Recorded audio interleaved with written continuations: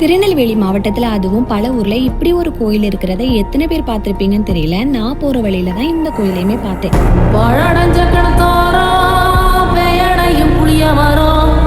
உச்சவடிவுல இருந்து அம்மன் காட்சி தரத நான் இந்த கோயில தான் முறை பார்த்திருக்கிறேன். என்ன விரதம் ஏற்றாய் நீ அம்மா, நெஞ்செல்லாம் இறைவியாய் நின்றாய் அம்மா.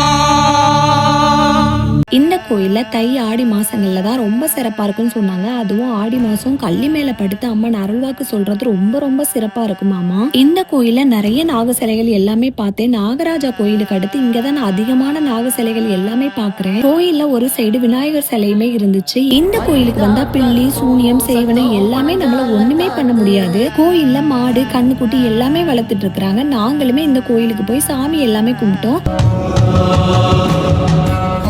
அப்படியே நம்ம பேஜை ஃபாலோ பண்ணிட்டு நீங்களுமே இந்த கோயிலுக்கு வந்திருக்கீங்களான்னு சொல்லிட்டு மறக்காம கமெண்ட்ல சொல்லுங்க. இனி நெக்ஸ்ட் வீடியோல பார்க்கலாம். டாடா பாய்.